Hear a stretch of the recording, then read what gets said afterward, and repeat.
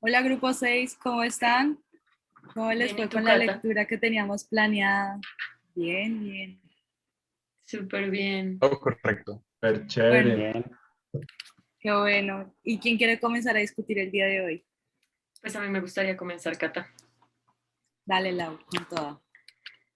Bueno, esta imagen que están proyectando, pues a mí se me hizo interesante porque, pues, como en el subtítulo se llamaba Dioses, Hombres y Demonios, pues ya que en México y en Perú, pues eran las partes no civilizadas con los aborígenes americanos que creyeron que al principio los recién llegados, o sea, los españoles, como eran dioses, porque se vestían diferente, porque tenían armas y ahorita les contaré un poco más por qué.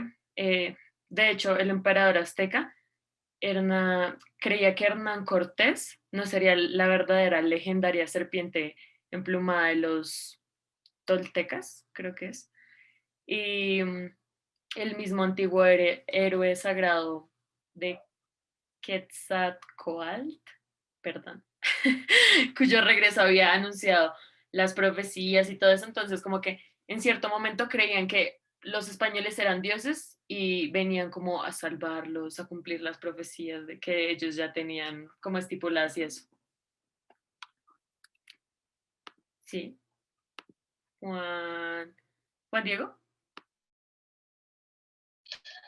Bueno, yo quería agregar que una de las razones por las cuales ellos dejaron de creer que en realidad que eran sus dioses era porque comenzaron a morir, al igual que sus animales, sus caballos y sus perros comenzaron a morir rápidamente, tanto en enfermedades como en los enfrentamientos que empezaron a tener con ellos por el control de los territorios.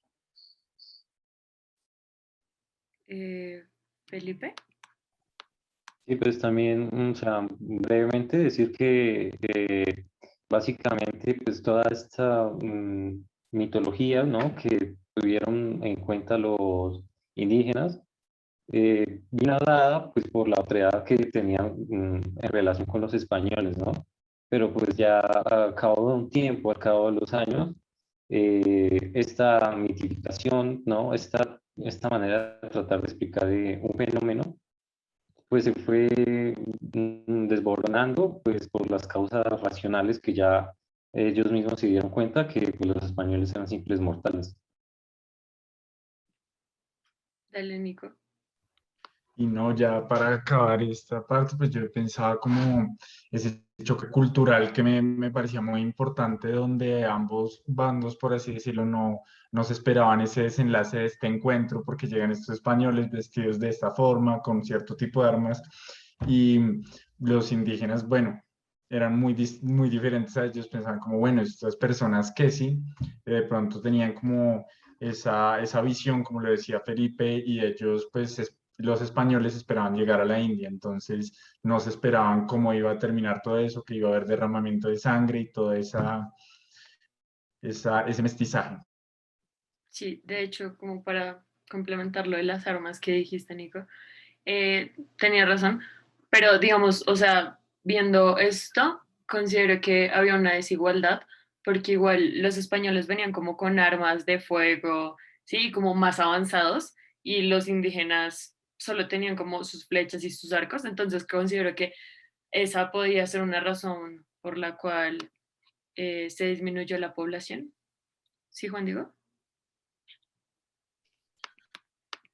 Claro, y que además de eso, lo que dices responde a ese mito de heroicidad española, superioridad, pero si nos ponemos a analizar muy bien, los españoles trajeron consigo un arma secreta y son una cantidad de virus y de bacterias a los cuales las comunidades indígenas no estaban acostumbrados, no tenían defensas en el cuerpo y muy rápidamente diezmaron a su población en millones, como la viruela o como la peste. Básicamente, las enfermedades sumadas a la guerra son una mezcla perfecta para exterminar población.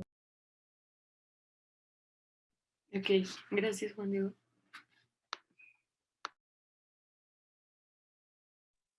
Dale, Felipe. Sí, pues muy en relación con lo que dice Juan Diego, pues va a la siguiente imagen.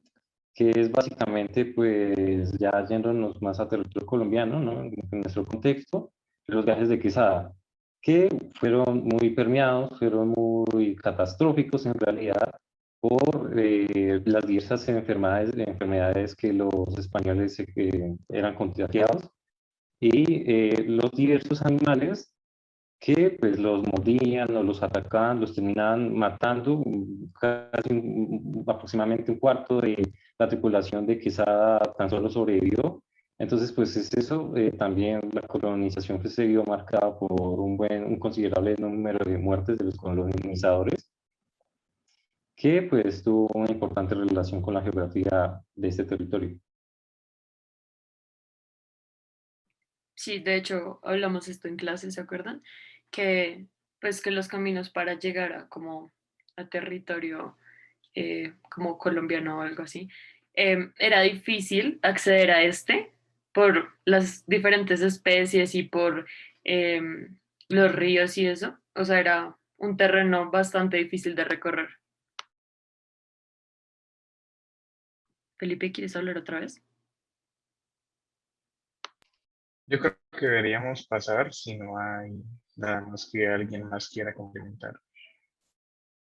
Bueno, acá tenemos la cabeza cortada de José Antonio Galán. Eh, yo diría que es como el líder de los comuneros, de los más reconocidos. Vemos ahí que es como una forma de el orden establecido de decirle al pueblo como, miren, si no quieren terminar ahí, tienen que acatar nuestras reglas, nuestras dinámicas, ¿sí? No, si no quieren acabar como él, no hagan revueltas, no molesten, no hagan desorden, no cambien esta situación. Entonces, también diría yo que puede ser no solamente una advertencia, sino puede ser una motivación, algo que motivó a la independencia de nuestro país, puesto que esto fue apenas unas décadas antes de que el proceso de independencia como que tomara ya más forma, ¿sí? Entonces, lo que ocurrió con Galán fue que los impuestos que España recaudaba, los empezó a recaudar sobre todo en la parte nororiental del país, en las montañas, y pues eso fue lo que desató básicamente la revolución comunera. Sí, de hecho creo que eso podría ser como una advertencia o como algo para que la población no se rebelara, sino que si se rebelaban, posiblemente les pasaba lo mismo que pueden ver acá en la imagen. Sí, Juan Diego. Sí, totalmente de acuerdo con lo que tú dices, la pena de muerte y más este tipo de muertes tan sádicas, tan violentas como degollamientos, cortes de cabezas, empalamientos, entre otras cosas muy sádicas y muy violentas, son una manera perfecta para decirle al pueblo que su destino, en caso de ir en contra del régimen, en contra del rey, en contra de la colonia, sería fatal, totalmente cruel, no solamente para él o para ella, sino también para toda su familia, para todos sus amigos, todos los vinculados que en algún momento se hayan atrevido a pronunciar algo en contra de su majestad. Gracias. Dale, Cata. Aunque claro, esto nunca fue un impedimento porque todos sabemos que ya llegamos y pasamos por ese proceso de independencia. Además que en esa época también tenían esos fuertes ejemplos a seguir, como lo fue, por ejemplo, la independencia de las colonias inglesas y que ya estaban entrando en la época de la revolución con R mayúscula, entonces tenían muchos ejemplos para que próximamente pudieran rebelarse y buscar su propia independencia. Gracias, Cata. Bueno, en esta imagen me llamó demasiado la atención porque habla de un problema que sin saberlo, que no sabía que era tan antiguo, que agobia a nuestra nación y es la corrupción. La corrupción es algo que viene desde la época de la colonización, desde el principio, desde la creación del nuevo reino de Granada, y es un reino en el cual reinaba la violencia, la corrupción y la anarquía, con un gobierno débil y totalmente clientelista, que de hecho la corona española decidió tomar cartas en el asunto Y es por eso que el Consejo de Indias crea en Santa Fe una real audiencia. Sin embargo, esta, digamos que no tuvo sus efectos prácticos. Por otra parte, no solamente había una lucha dentro de la sociedad civil, sino también dentro del clero. O sea, hablamos de que las comunidades, las órdenes religiosas cada vez eran más corruptas, cada vez realizaban más escándalos y se hacían multimillonarias. Y los cuales los sacerdotes, en vez de adoctrinar a los indios, se dedicaban a a criar caballos de paso fino, criar perros de caza y a vivir la buena vida rodeado de prostitutas y de alcohol. Sí, de hecho, pues ahí se puede ver como que literal la iglesia es la que dirige como esta golpiza, como lo explicaba Juan Diego, y como el indio se ve pues como por debajeado por todos y como decía, es el caballo de paso fino, fue que dijo. Sí, los Dale, sacerdotes se dedicaban a criar mm, caballos de paso fino para los eso, grandes encomenderos. Y esta es otra cosa, los encomenderos, que eran como los primeros soldados que establecieron sus territorios y eso dentro del nuevo reino, tenían una ambición descomunal totalmente. Y claro, me faltó agregar que para controlar al clero, la corona española envió a los jesuitas al nuevo reino y de hecho estos también chocaron brutalmente con las órdenes religiosas, tanto que los mandaron a los lugares menos poblados de aquel entonces. Y por supuesto, no hay que agregar que los jesuitas también fueron bastante crueles al momento de instaurar una pureza de sangre si es que las personas querían acceder a la educación, que era en lo que ellos se especializaban. ok. Nico, ¿quieres aportar? Sí, yo quería tocar un punto pequeño y es vemos cómo la Iglesia Católica ha estado muy presente en todo este proceso de la Nueva Granada como Colombia, ¿sí? Digamos, una, en la segunda mitad del siglo XVIII veíamos que en las ciudades, por ejemplo, como en Santa Fe, no ocurría nada interesante. Se hablaba mucho en las ciudades, por ejemplo, de miseria, de pobreza, de aburrimiento sobre todo, y incluso podría decirse, como nos mostraba el autor en la lectura, que tanto sería que no había plan para hacer que, digamos, un virrey se fue de cura, o por ejemplo, muchas mujeres nobles, hijas de familias ricas también abandonaban su casa para irse a un convento. Eso obviamente cambió ya con la llegada del virrey el Góngora Ilustre, que de hecho también era el arzobispo de Santa Fe. Gracias, Nico. Y bueno, ya para finalizar tenemos esta caricatura que se ve como alguien viene de Cartagena con sus pisadas llenas de sangre y llega a Santa Fe de Bogotá.